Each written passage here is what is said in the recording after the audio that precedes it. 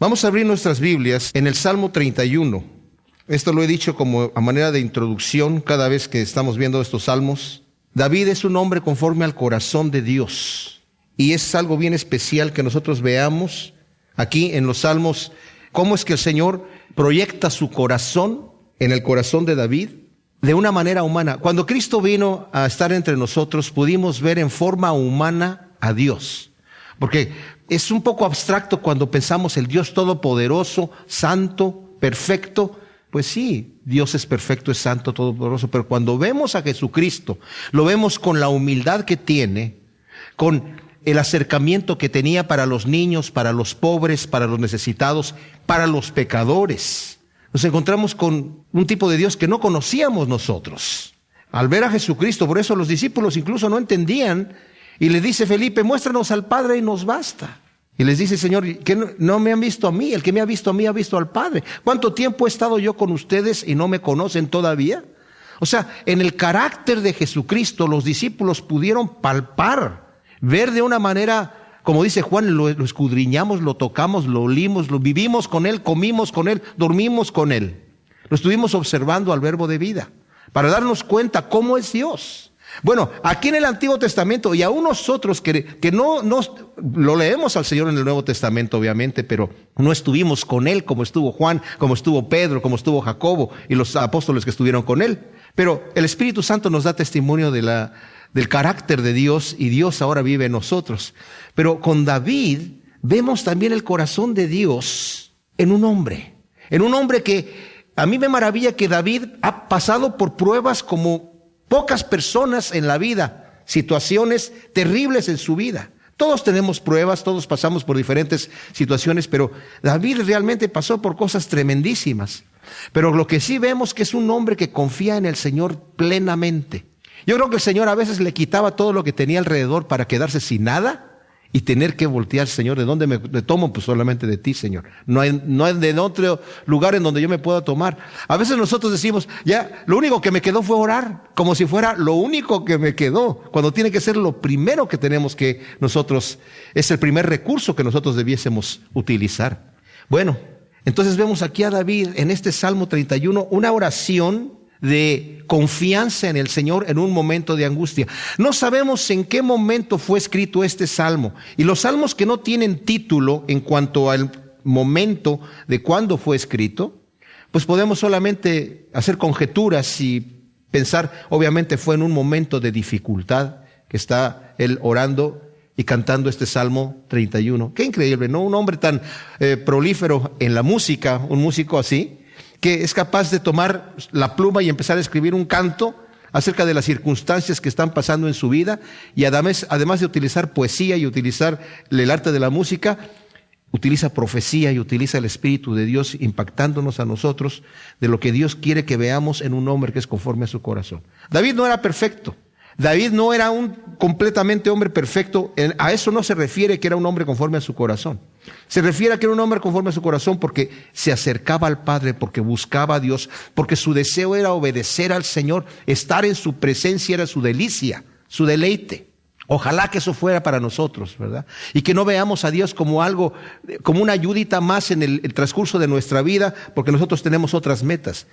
Para David, Dios era todo. Él tenía sus cosas que hacer, era rey, tenía sus problemas que acatar, gente que lo criticaba, muchos problemas tenía David, muchas situaciones, era un hombre ocupado, pero Dios estaba primero en sus prioridades, primero. Sin el Señor, David no era nada, y él lo sabe.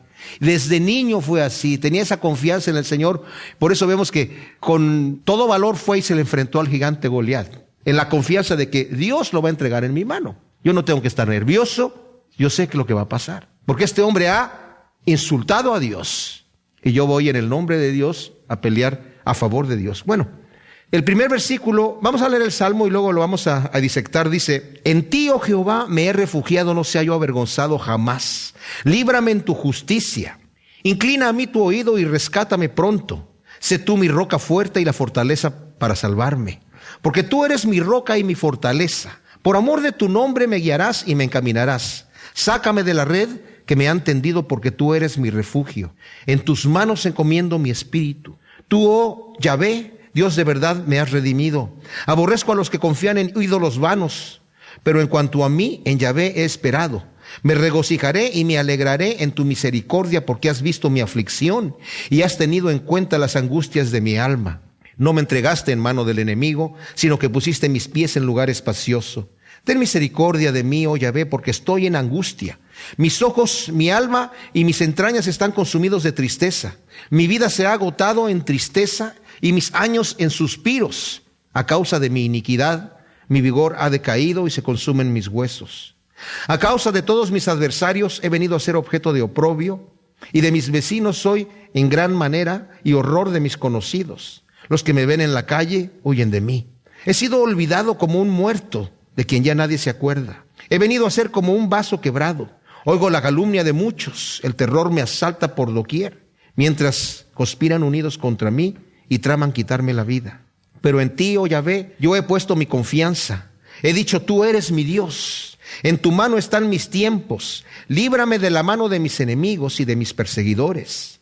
Haz resplandecer tu rostro sobre tu siervo. Sálvame por tu misericordia. No sea avergonzado, oh Yahvé, por cuanto te he invocado, sean avergonzados los malos y bajen en silencio al Seol. Enmudezcan los labios mentirosos que arrogantemente hablan contra el justo, con soberbia y menosprecio. Cuán grande es tu bondad que has guardado para los que te temen, que has preparado para los que en ti confían, delante de los hijos del hombre. En lo secreto de tu presencia los esconderás de intrigas humanas. En un refugio los guardarás de las contiendas de la lengua. Bendito sea Yahvé, que hizo maravillosa su misericordia para conmigo como en ciudad fortificada. Alarmado me dije, cortado fui de tu presencia. Pero tú oíste la voz de mis súplicas cuando clamé a ti. Amad a Yahvé vosotros todos los santos. Yahvé preserva a los fieles, pero retribuye con creces al que actúa con soberbia. Esforzaos todos los que esperáis en Yahvé, y tome aliento vuestro corazón. Nuevamente me maravilla y me encanta cómo David, tienes la confianza en el Señor, y en este primer versículo, en ti, oh Yahvé, me he refugiado. No sea yo avergonzado jamás, líbrame en tu justicia. Aquí tiene la confianza David de encomendarse al Señor.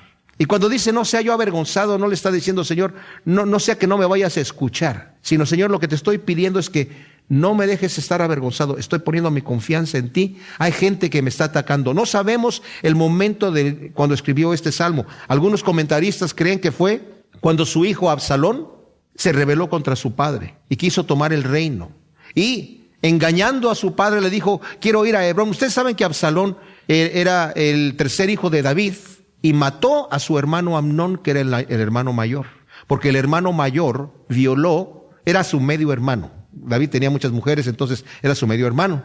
Y el hermano mayor, Amnón, violó a su media hermana, Tamar, que era hermana completa de Absalón. Entonces Absalón dijo, no, pues a este lo voy a matar. Y cuando tuvo la oportunidad lo mató. Y cuando lo mató, salió huyendo porque el rey le dijo, no quiero ver tu rostro. Entonces salió y estaban en conflicto. Joab tuvo que de alguna manera decirle a David, oye, pues ya trae a tu hijo. ¿Cómo lo tienes allá en el territorio extranjero? Y ok, que entre acá, pero que no vea mi rostro. Y después, oye, bueno, fue como un conflicto ahí grave con David, hasta que por fin David ya lo recibió bien, pero Absalón se quedó con esa piedrita en el zapato y dijo, no, yo voy a tomar el reino de mi padre. Y empezó a hablarle a la gente bien. Mi padre no tiene tiempo para hablar contigo, está muy ocupado, mira, yo te atiendo, ¿cuál es tu problema? No es que vengo para que me hagan justicia, no, tu caso es bueno, yo te doy a ti la razón, pero si vas con mi padre, quién sabe qué te va a decir. Y dice la Biblia que se robó el corazón de la gente. Y después le dice a su padre, David, quiero ir a Hebrón a hacer unos votos que yo ofrecí al Señor. Dije yo, si regreso a mi casa y mi padre me recibe, yo quiero ofrecer unos votos a Jehová o a Yahvé, al Señor, ¿verdad? Sí, ve, hijo mío. Y a lo que fue a juntar a todo Israel en contra de David.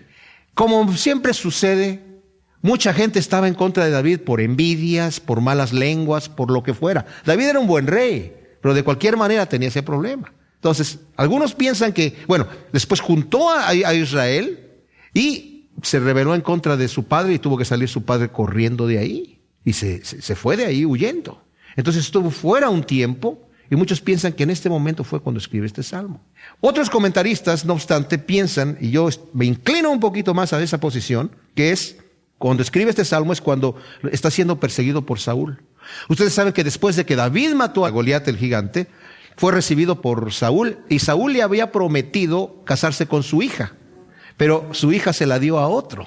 Entonces David se quedó así como, ¿pero qué pasó aquí? Y ya después, cuando supo Saúl que la hija menor, Mical, estaba enamorada de David, dijo, con esta lo voy a casar, con esta mujer, y de alguna manera así lo voy a tener cerca para... Ya lo quería matar, porque habían hecho ese canto de que Saúl mata a sus miles y David a sus 10,000, y Saúl le dio envidia. Y en varias ocasiones lo andaba buscando para matarlo. Tanto así que David en un momento dado dijo, como vimos aquí en el versículo en donde dice el 22, alarmado me dije, cortado fui de tu presencia. Si vemos nosotros en primera de Samuel 27, versículo 1, dice, David dijo dentro de sí, ciertamente Saúl me va a encontrar y me va a matar. Así que yo me voy a ir al territorio de los filisteos. Y ciertamente cuando se fue al territorio de los filisteos lo dejó de perseguir Saúl. Bueno, como sea que sea, esa es mi opinión, ¿verdad? Pero es una conjetura cuando escribe este salmo. Pero dice, no sea avergonzado, líbrame en tu justicia. Está en opresión David aquí. Inclina a mí tu oído y rescátame pronto. Sé tú mi roca fuerte y la fortaleza para salvarme, porque tú eres mi roca y mi fortaleza. Fíjense lo que está diciendo aquí. Inclina a mí tu oído, literalmente es, Señor, escucha los murmullos que estoy hablando en voz baja a ti, Señor. Acércate a mí. Sé tú mi fortaleza y mi roca, porque tú eres mi fortaleza y tú eres mi roca. Nuevamente declara David, en ti es en el que me estoy refugiando. Y luego dice, por amor de tu nombre me guiarás y me encaminarás. Y esto me encanta, mis amados. Porque cuando nosotros oramos al Señor y le pedimos algo, no es porque nosotros lo merecemos. No es porque, Señor, hazme esto porque ya me he portado bien. Señor, atiéndame porque en este momento sí estoy muy arrepentido. Señor, perdona mi pecado. O Señor, hazme este favor porque tú sabes que yo te amo mucho. Está bien todo eso, pero nosotros no calificamos en nada, ¿me entienden? Para de alguna manera hacer que el Señor nos recompense en alguna manera. Pero cuando decimos por amor de tu nombre, ¿qué estamos diciendo? Porque tú has dicho que tú eres un Dios misericordioso y piadoso, que te agradas en hacer misericordia, que te agradas en darle a tus hijos. Tú eres el que ha dicho, pedid y recibiréis. Nuestro Padre quiere que toquemos la puerta y Él la va a abrir. Entonces, por amor de tu nombre, Señor, porque tú eres santo, perfecto, hermoso, por amor de tu nombre me guiarás y me encaminarás. Sácame de la red que me han tendido, porque tú eres mi refugio. En tus manos encomiendo mi espíritu, tú, Yahvé, Dios de verdad, me has redimido. Ahora, esto es bien especial porque estas son las últimas palabras que dijo Jesucristo en la cruz. Las últimas palabras antes de entregar el Espíritu, antes de morir. Pero aquí las está diciendo David, no para muerte, sino para vida. Muchas veces nosotros cuando venimos delante de Dios y estamos orando una petición al Señor, y el Señor no nos responde, tal vez no nos responde como nosotros queremos que nos responda, y no nos gusta la manera que nos está respondiendo el Señor, o el momento en el cual nos está respondiendo el Señor, nos desesperamos y estamos en angustia, porque pensamos, Dios no me está respondiendo mi oración como yo quiero. Señor, yo ya hice el trabajo de pensar cuál es la solución perfecta. Señor, tú no te tienes que preocupar.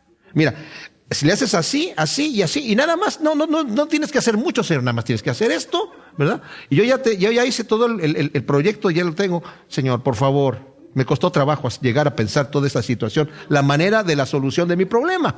Pero a veces el Señor lo hace de otra manera, y muchas veces cuando lo hace el Señor de otra manera vemos, estaba más sencillo la manera que lo hizo el Señor. ¿Cómo es que a mí no se me ocurrió, verdad? Se me debió haber ocurrido, pero no se me ocurrió. Y saben, hasta que nosotros dejamos que el Señor haga lo que Él quiera, si le estamos pidiendo al Señor algo y terminamos nuestra oración como el Señor dijo, pero no sea como yo quiero, sino como tú quieres, Señor, descansa nuestro espíritu. Descansamos. Porque ya sea que el Señor nos responda a lo que le estamos pidiendo con un sí, gloria a Dios, es la voluntad de Dios para mí. O me responde con un no, gloria a Dios, es la voluntad de Dios para mí. El Señor no es como el hombre, el Señor no tiene saña con sus hijos. El Señor no dice te voy a hacer trampa. El Señor me dice, ¿tú querías eso? Sí, no, tampoco tanto, Te voy a dar otra cosita menos propia para ti. El Señor nos va a dar lo propio, lo que es correcto para nosotros, lo que nos beneficia en todos los aspectos. Nosotros no lo vemos así, porque no conocemos la mente de Dios. Pero el día que veamos las razones por las cuales el Señor nos respondió de la manera que nos respondió, si es que no las entendemos aquí en esta vida, nos vamos a quedar maravillados de la santidad, de la benevolencia, del amor, de la perfección en todo lo que Dios hace. Es precioso el Señor. Entonces dice, tú, Yahvé, Dios de verdad, me has redimido. Aquí no se refiere a una redención de salvación, obviamente. Se está refiriendo a una redención del problema. Me has sacado del problema. Aborrezco a los que confían en ídolos vanos, pero en cuanto a mí, en Yahvé he esperado. Algunas versiones dice, aborrezco a los que confían en vanidades ilusorias. La traducción correcta es ídolos vanos. No obstante, también los ídolos son vanidades ilusorias. O sea, aborrezco a la gente que está confiando en cosas vanas. Pero fíjense, esto es especial. Aborrezco a los que confían en ídolos vanos. O sea, yo sé quién es Dios. Solamente hay un Dios, el Dios verdadero. Los demás son ídolos falsos. Y no importa en qué cosa esté poniendo yo mi confianza, fuera de Dios se convierte en un ídolo. A mí me da tristeza que, por ejemplo, la Iglesia Católica ha puesto este tipo de adoración a los santos, que es totalmente antibíblico, totalmente, porque el segundo mandamiento dice, el primer mandamiento dice, no tendrás dioses ajenos delante de mí. El segundo mandamiento dice, no te inclinarás a ellos ni los honrarás, porque yo soy tu Dios fuerte y celoso. El tercer mandamiento dice, no tomarás el nombre de tu Dios en vano, no jurarás en el nombre de tu Dios en vano. El cuarto era, vas a santificar el día sábado. El quinto, honrarás a tu padre y a tu madre. Sexto, no matarás. No cometerás adulterio, no hurtarás, no dirás falso testimonio, no codiciarás, etc. Bueno, el detalle que yo veo aquí es que la Iglesia Católica tiene también 10 mandamientos en el Catecismo Católico, nada más que como quitaron el segundo mandamiento que dice, no te harás imagen de lo que hay arriba en el cielo, ni en la tierra, ni debajo de las aguas, no te inclinarás a ellas, ni las honrarás. Ese es un mandamiento del Señor. Dice, porque nada viste tú en el monte cuando yo me aparecí ahí. No viste ninguna imagen mía, entonces no te vas a hacer ninguna imagen. Pero ellos tienen el pretexto. ¿Y saben lo que dice el Vaticano? Se los voy a leer. Dice, el mandamiento, dice, no te harás ninguna escultura. El mandamiento divino implicaba la prohibición de toda la representación de Dios por mandato del hombre. El Deuteronomio lo explica así, puesto que no viste ninguna figura alguna el día en que el Señor os habló en Horeb, en medio del fuego. No vayáis a prevaricar y os hagáis alguna escultura de cualquier representación que sea. Quien se revela a Israel es el Dios absolutamente trascendente. Él lo es todo, pero al mismo tiempo está por encima de todas sus obras. Es la fuente de toda belleza creada. Aquí está el pretexto. Dice, sin embargo, ya en el Antiguo Testamento Dios ordenó o permitió la institución de imágenes que conducirían simbólicamente a la salvación por el Verbo encarnado. La serpiente de bronce, por ejemplo, el arca de la alianza, los querubines que estaban en el arca, pero eso no es para adorarlos, ¿verdad? Pero dicen, ya que el Señor les dijo, haz querubines y haces la serpiente de bronce, ¿verdad? Están diciendo, bueno, ahora ya se permite. Ese mandamiento fue dado ahí por un ratito nada más. Fundándose, dice, en el misterio del Verbo encarnado, el séptimo concilio ecuménico, o sea, por cuanto vimos a un hombre, a Cristo, lo vimos en figura humana, ahora ya podemos hacer imágenes de Cristos. Este concilio celebrado en Nicea en el año 787 justificó contra los iconoclastas el culto de las sagradas imágenes, las de Cristo, pero también las de la Madre de Dios, de los ángeles y de todos los santos. El Hijo de Dios, al encarnarse, inauguró una nueva economía de las imágenes. Qué triste. Y ahora sus 10 mandamientos, dice, el primero es amarás a Dios sobre todas las cosas, el segundo no tomarás el nombre de tu Dios en vano. O sea, ya se saltaron el segundo mandamiento. Y para tener 10, añadieron uno que dice, el noveno dice, no consentirás pensamientos ni deseos impuros. Que eso pues obviamente que no lo debemos hacer, pero no es uno de los mandamientos que están en el decálogo del Señor. Dice, yo aborrezco a los que confían en ídolos vanos, pero en cuanto a mí, en Yahvé he esperado. No hay otro Dios y otro mediador entre Dios y el hombre más que Jesucristo hombre, ¿verdad? Y si el Señor ha prohibido que hagamos imágenes, es porque ha prohibido que hagamos imágenes para adorarlas. Ahí también dice, no se está adorando la imagen, se está adorando a lo que representa la imagen. Pero yo me acuerdo que una vez una persona sacó un folleto acerca de las imágenes y un tipo que vendía imágenes le dijo, no, las personas no adoran las imágenes. Bueno, póngale ahí, esta imagen no tiene poder, solamente representa al santo que está en el cielo. Y se lo puso y no se le vendía ninguna ya. Me regocijaré y me alegraré en su misericordia, porque has visto mi aflicción y has tenido en cuenta las angustias de mi alma. No me entregaste en mano del enemigo, sino que pusiste mis pies en lugar espacioso. Aunque Saúl lo estaba cercando, nunca lo pudo tomar. El Señor siempre le dio la libertad. Ten misericordia de mí, oh Yahvé, porque estoy en angustia. Mis ojos, mi alma y mis entrañas están consumidos de tristeza. Mi vida se ha agotado en tristeza y mis años en suspiros.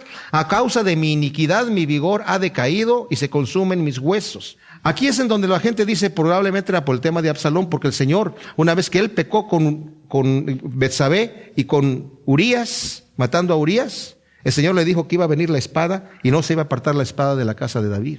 Y recordando sus iniquidades. De cualquier manera está diciendo, Señor, yo estoy cegando mucho de lo que yo he hecho. A causa de todos mis adversarios he venido a ser objeto de oprobio y de mis vecinos los soy en gran manera. Horror de mis conocidos. Los que me ven en la calle huyen de mí. Fíjense la condición tan terrible.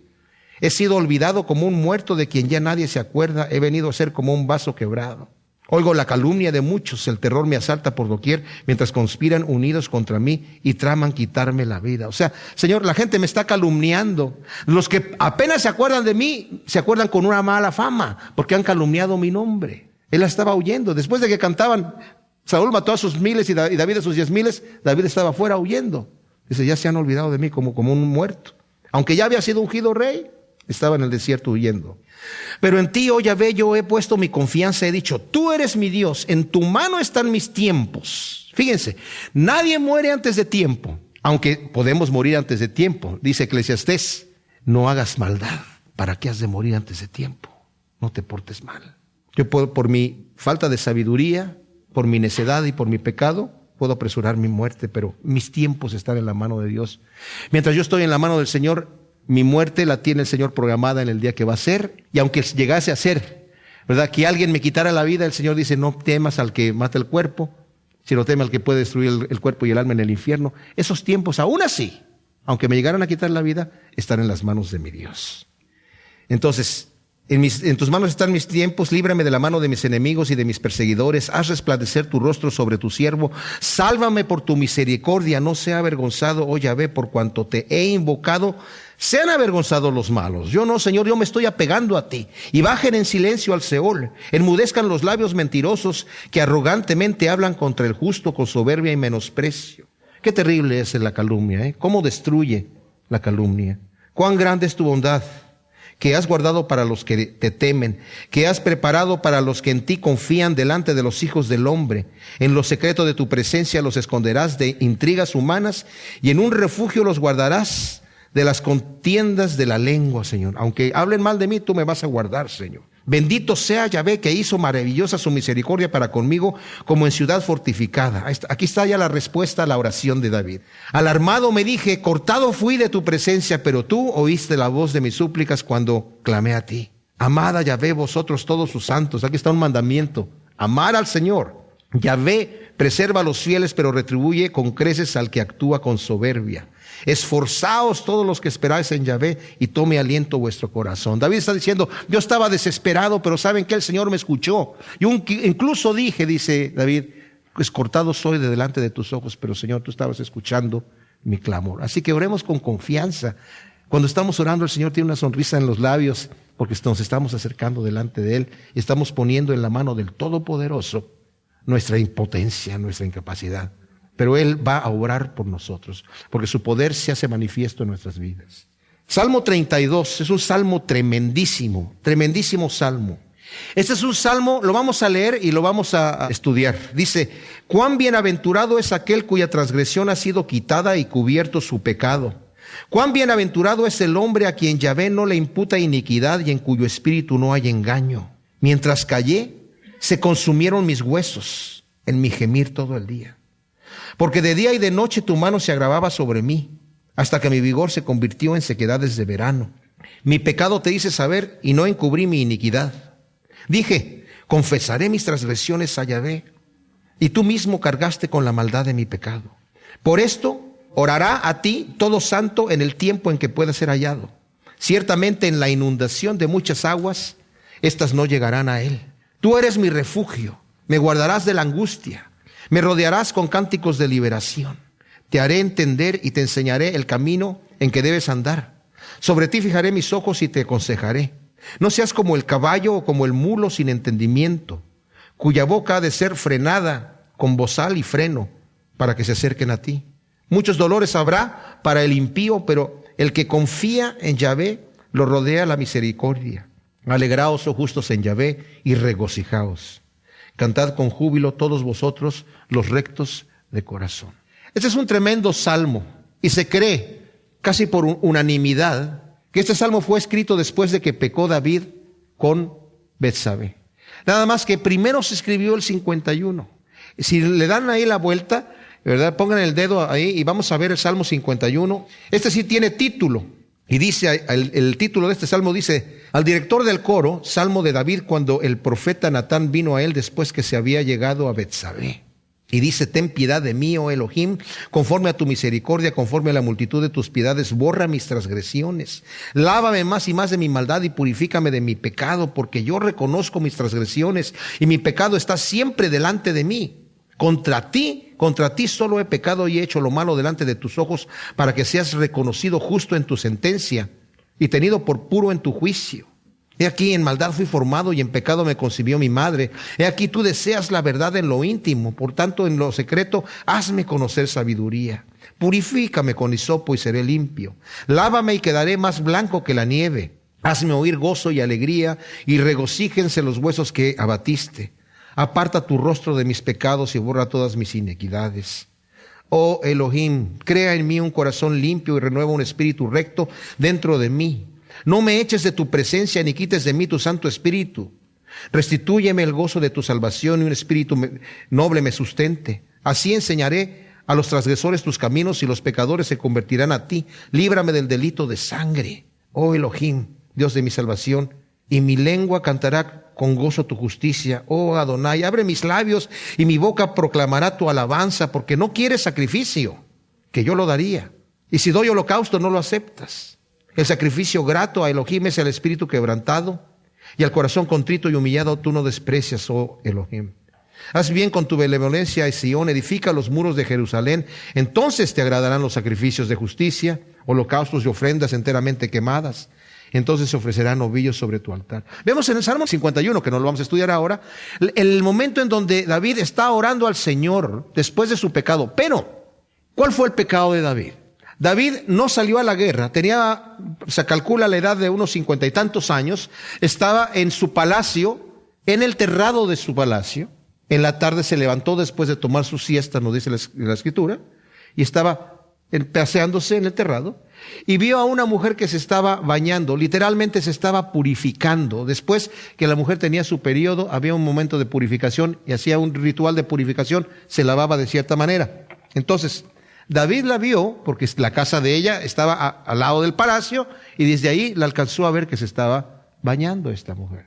Y era muy hermosa, nos dice la Escritura, y entonces mandó preguntar quién es. Le dijeron: es Betsabé, la esposa de Urías, uno de tus guerreros. Urías estaba en la guerra, peleando por David, defendiendo la causa de David. Urías, de acuerdo a como nos dice Crónicas, era uno de los valientes de David, porque ahí se narran cuáles eran los guerreros de David, de los miles de guerreros que tenía David, los que eran los valientes. Urías está ahí en la lista, era uno de los preferidos. No era de los más valientes, pero uno de los valientes. Ahora, él ve a la mujer, manda preguntar: ¿quién es la mujer? Le dicen: es la esposa de Urías Eteo. Ahí ya le salió una banderita roja a David. David hubiera dicho: no, la mujer de otra persona, de uno de mis guerreros, no me voy a meter ahí. Pero la manda a llamar, se acuesta con ella y la manda a su casa. Ahora, esto lo digo también para que sepamos que el pecado de David se empieza a dar a conocer, porque no es que David va, sino la manda a llamar. O sea, algunos de sus siervos ya saben lo que está haciendo David y la manda a su casa. Después ella queda embarazada y le manda a decir a David: o sea, está pasando el tiempo, estoy encinta. Ay, David dice: qué problema, entonces ¿cómo le vamos a hacer? Entonces le escribe a Joab una carta, se la manda diciéndole: envíame aquí a Urías con las noticias de cómo va la guerra, mándame a Urías para acá. Entonces llega Urías, le pregunta a David: ¿cómo está Joab? ¿Cómo está la gente? ¿Cómo va la guerra? Muy bien, bueno, qué bueno, noticias. Celulares no tenemos, así que necesitamos este tipo de servicios. Y ¿por qué no te vas hoy en la noche, te quedas en tu casa, ¿verdad? Vete con tu esposita. Mira, le mandó un regalo de parte de la mesa del rey, comida especial, vino especial del rey y todo para que te alegres con tu esposa y te vas con tu mujer. Y dice que Urías se quedó acostado allí en la puerta del palacio con los siervos del rey y no fue a su casa. Y David estaba muy tranquilo. Urías va a llegar con su casa, va a dormir con su mujer. Al rato se va a descubrir que está embarazada y pues obviamente, ¿me entiendes? Bueno, le dicen, Urías no fue a dormirse en su casa. ¿Cómo que no se fue a dormir en su casa? No. Le dice, Urías, mira, no te vayas todavía. Quédate otro día más y mañana te vas tranquilamente. Prisa no hay, pero tranquilo. Y vente a comer conmigo ahora. Ya no era que le mandó la comida. Ahora vente a comer conmigo en mi mesa esta noche. Y dice la Escritura que lo embriagó. Le dejó a Urías así, dice, ahora sí, no se va a perder. Le dijo, mira, derechito, aquí caminas derechito, vas a llegar a tu casa, Urías. Pero Urías no llegó a su casa. Se volvió a quedar allí con los siervos de su señor en la puerta. Entonces ya David no le dijo nada, escribió una carta. Fíjense lo terrible, lo canalla, pero la canallada que hizo David ahí. Escribió una carta diciéndole, Joab, quiero que pongas a Urías en el frente de la batalla, en donde está lo más fuerte, donde están los más valientes, y que se retiren y lo dejen solo para que muera. Y va Urías con la carta, con su sentencia de muerte, se la va a llevar a Joab.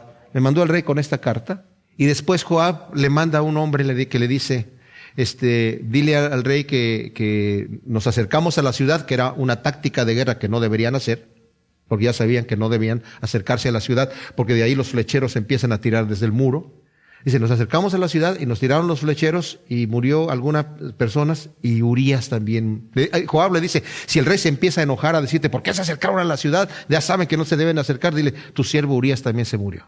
Y con eso el rey va a estar callado. Joab ahora, el capitán del ejército, ya sabe de la artimaña de David. Utilizó su poder de rey para matar a este hombre, a su siervo, a su guerrero fiel, que estaba exponiendo su vida por causa de David. Tremendo.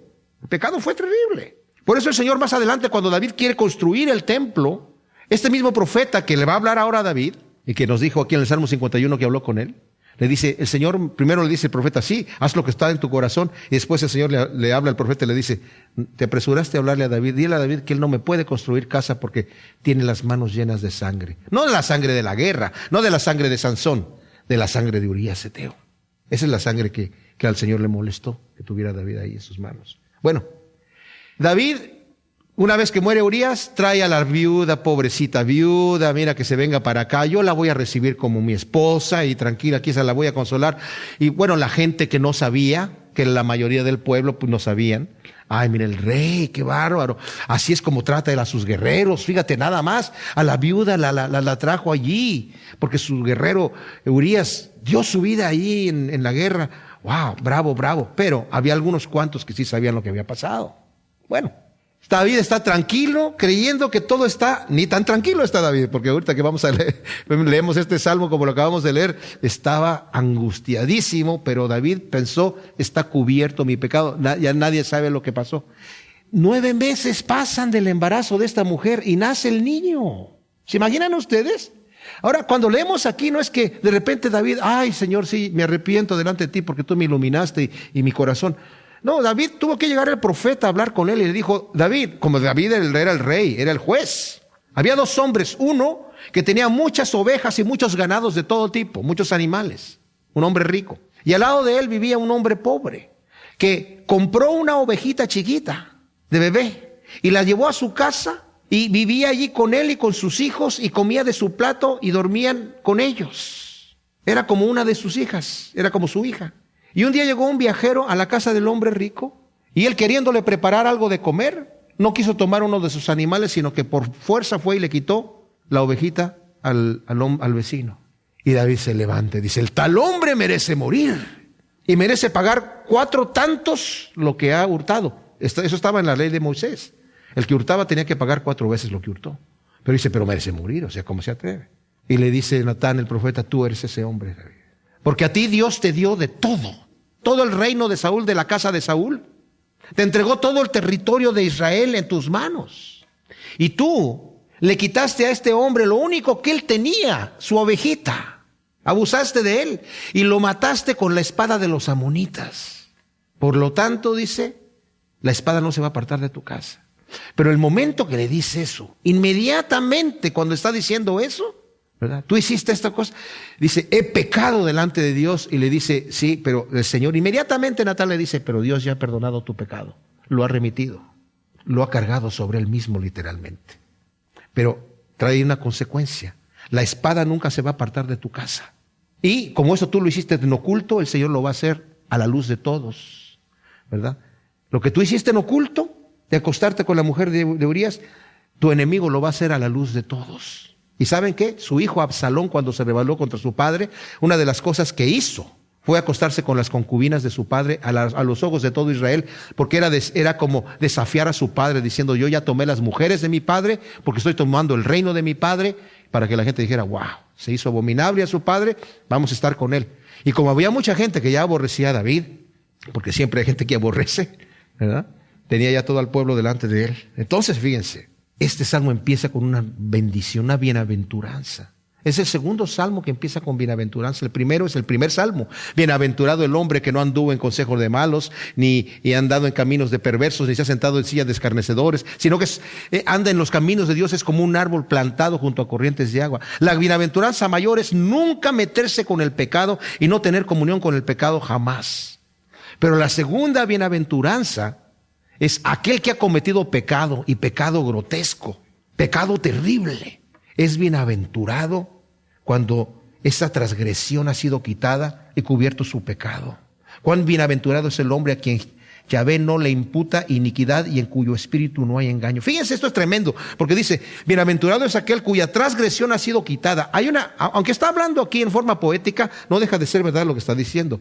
La transgresión es el pecado a sabiendas. En el Antiguo Testamento había paga por el pecado, que era pecado por ignorancia.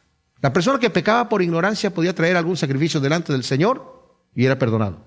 La persona que transgredía a sabiendas recibía castigo. Pero aquí está diciendo, bienaventurado es aquel cuya transgresión ha sido quitada. El Señor quitó mi transgresión, porque David a sabiendas se acostó con esta mujer sabiendo que estaba haciéndolo contra la voluntad de Dios, y a sabiendas obviamente mandó matar a Urías. Pero él estaba callándose todo este tiempo, viviendo en una miseria terrible. Cuán terrible es vivir en la miseria de quedarse con el pecado en el corazón. ¿Para qué? Dios lo quiere perdonar. A Dios le gusta perdonar el pecado. Pero es necesario que vengamos a Él con integridad. Dice, cuán bienaventurado, qué dichosísimo es aquel cuya transgresión ha sido quitada. No hay paz más grande, mis hermanos, que el tener paz con Dios.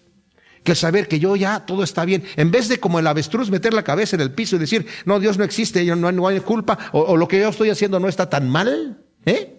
No. Por eso dice, cuán bienaventurado es el hombre en quien Yahvé no le imputa iniquidad. ¿Por qué? Porque la ha cargado el Señor. La ha cargado y nos ha pasado su justificación, su justicia. De manera que, mis amados, fíjense lo que estoy diciendo ahora. Por la justificación de Dios, nosotros en este momento estamos sin mancha y sin arruga delante de Dios. No pensemos, y cuando ya llegue a estar sin mancha y sin arruga. Si estamos pensando en vivir una vida perfecta, y para que nosotros estemos sin mancha y sin arruga de esa manera, jamás vamos a poder estar. Pero en este momento, a través de Cristo Jesús, delante de Dios estamos sin mancha y sin arruga, aunque somos pecadores. ¿Por qué? Porque somos bienaventurados, porque nuestra transgresión ha sido quitada y ha sido cubierto nuestro pecado con la sangre de Cristo Jesús, en cuyo espíritu no hay engaño. Es importante que cuando yo llego delante de Dios, confiese mi pecado y no diciendo, Señor, tú sabes que yo realmente no quería hacer. A Dios no lo voy a engañar. Yo tengo que ver cómo soy. El Señor dice en Isaías, venid y entremos a cuentas. Si tus pecados fueran rojos como el carmesí, yo los voy a hacer blancos como la nieve. Pero necesitamos entrar a cuentas, porque no es porque yo le voy a informar al Señor lo que yo he hecho. Él tiene las cuentas, yo no las tengo. Él es el que tiene el libro. Él es el que me va a abrir y me va a decir, mira, así es como está tu vida. Ay, Señor, perdóname. Y yo tengo que reconocer mi mal. La conciencia es el vehículo por medio del cual el Señor me habla. Si yo no reconozco en mi mente y en mi corazón mi pecado permanece allí.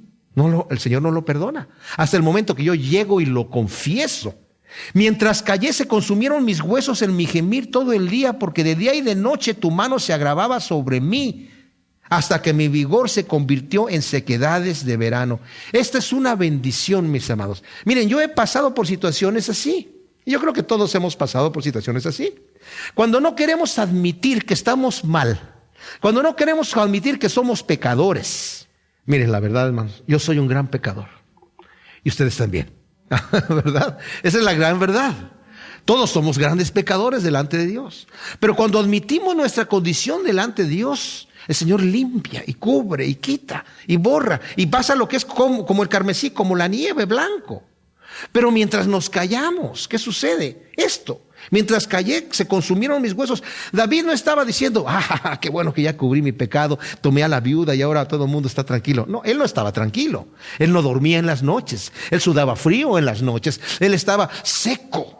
No podía disfrutar la comida que comía, no podía disfrutar la bebida que bebía, no podía disfrutar los goces que pudiese haber tenido en ese momento. No disfrutaba nada, David, porque sabía que estaba mal, no tenía paz con Dios. Y cuando nosotros no tenemos paz con Dios, estamos en una angustia. Bendito sea el Señor. Ay de aquel que está en paz cuando no ha confesado su pecado. Si Dios dice aquí, cada día de noche tu mano se agravaba sobre mí. Bendición de Dios cuando la mano de Dios se agrava sobre mí y yo ando en pecado. Es una gran bendición. Porque si Dios me suelta, hay momentos donde Dios suelta. Aquí lo va a decir más adelante. Es más, además él dice, busca al Señor mientras lo puedes encontrar, porque llega un momento donde ya no lo vas a encontrar.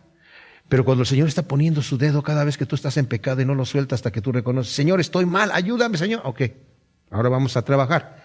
Si tú llegas delante del médico y el médico te aprieta en un lado y te dice, te duele y te está doliendo y le dices que no, el médico no te puede ayudar hasta que tú confiesas lo que tienes. Dios sabe lo que yo ya tengo, pero Él no interviene en mi vida hasta que yo le entrego mi vida. Y le digo, Señor, ok, haz tu perfecta voluntad conmigo.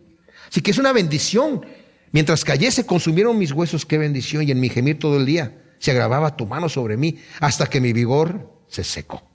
Pero mi pecado te hice saber y no encubrí mi iniquidad. Dije, confesaré mis transgresiones a Yahvé, y tú mismo cargaste con la maldad de mi pecado. Fíjense que tú mismo cargaste. Como dije yo, el nombre del Señor es yo soy, fuerte, misericordioso y piadoso, que carga con la iniquidad, la maldad y el pecado. El Señor no la quita así nada más, porque como es un Dios santo y justo, no perdona el pecado por perdonarlo, porque sería una injusticia perdonar al malvado nada más así. Él paga el precio, Él paga la deuda, Él paga la fianza, Él paga la multa. Él se va en nuestro lugar a sufrir nuestra condena. Y eso fue lo que justamente hizo Cristo Jesús en la cruz. Él cargó con la maldad de mi pecado. Y no importa el tamaño del pecado. Porque dice, si confesamos nuestros pecados, dice Juan, Él es fiel y justo para perdonarnos y limpiarnos de toda maldad. Toda maldad. Si decimos que no tenemos pecado, nos engañamos a nosotros mismos y hacemos a Dios mentiroso. Pero si vamos a andar en luz, vamos a tener que darnos cuenta, hemos andado en pecado, Señor, líbrame, límpiame, cámbiame. ¿Cómo me va a cambiar el Señor de mi condición pecaminosa? ¿Cómo me va a llevar más y más a la imagen de Cristo Jesús si yo no reconozco que estoy mal? Solamente reconociendo que estoy mal, es que el Señor me puede ir cambiando. Entonces dice, por esto orará a ti todo santo en el tiempo en que puedas ser hallado. Ciertamente en la inundación de muchas aguas, estas no llegarán a él. Hay un momento, como dije, en donde Dios ya no puede ser hallado. Romanos 1 dice que la ira de Dios se revela contra toda impiedad e injusticia de los hombres que detienen con injusticia la verdad. Aquellas personas que no quisieron tomar en cuenta a Dios, que habiendo conocido a Dios, no le glorificaron como a Dios ni le dieron gracias, sino que se envanecieron en sus razonamientos. ¿Saben qué sucede? Su necio corazón fue entenebrecido. Dios los entregó a una mente reprobada. A ella no pueden encontrar a Dios. Ya no lo pueden encontrar porque ellos mismos se han reprobado. Hay un momento en donde yo puedo encontrar al Señor.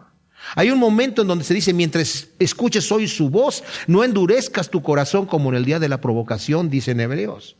Porque una vez endurecido el corazón, ya no escuchas la voz de Dios. Ya no la escuchas.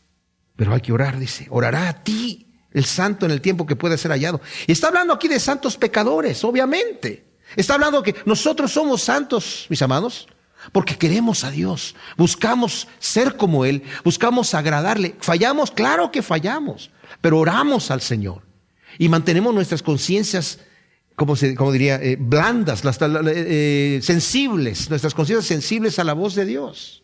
Es muy importante cada noche hacer un examen de conciencia y orar al Señor, límpiame, lávame, Señor. Tú eres mi refugio, me guardarás de la angustia, me rodearás con cánticos de liberación. Luego aquí habla el Señor. Aquí cambia de estar, el que está hablando es David, ahora aquí habla, el Señor es el que está hablando. Dice, te haré entender y te enseñaré el camino en que debes andar. Sobre ti fijaré mis ojos y te aconsejaré. O sea, qué hermoso. El Señor me va a hacer entender y me va a guiar. Y luego el consejo para nosotros.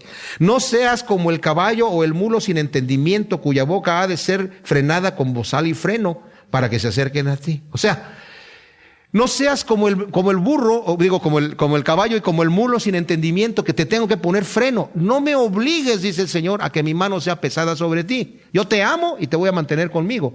Yo te quiero guiar. Te voy a hacer entender y te voy a llevar del camino que debes andar. Voy a fijar sobre mí mis ojos. Te voy a estar cuidando, pero no seas como el caballo que te voy a tener que contra tu voluntad poner mi mano sobre ti. Deja que el Señor te guíe con su yugo y no des coces contra el aguijón. Muchos dolores habrá para el impío, obviamente, pero el que confía en Yahvé lo rodeará la misericordia. Alegraos justos en Yahvé y regocijaos. Otro mandamiento muy bonito. Alégrense y regocíjense. Pablo lo dice en Filipenses, regocíjense en el Señor siempre. Y otra vez les digo que se regocijen. Cantad con júbilo todos vosotros los rectos de corazón. Señor, te damos infinitas gracias porque tu amor sobrepasa lo que nosotros podemos explicar, Señor. Tu palabra es hermosísima, Señor, y vemos en este salmo tu misericordia. Gracias por las experiencias que tú nos dejaste ver de tu siervo David, Señor, porque vemos que aunque fue un hombre conforme a tu corazón, fue un hombre pecador, pero vemos tu misericordia, Señor, que olvida ese pecado. No se acuerda nunca más de ese pecado, Señor, sino que más bien nos rodeas de liberación, de santidad, nos rodeas de alegría y de gozo, Señor. Y nos das esperanza y nos das herencia contigo en el reino de Dios. Gracias, Padre. Planta esta semilla en nuestro corazón para que dé su fruto 100 por 1 en el nombre de Cristo Jesús. Amén.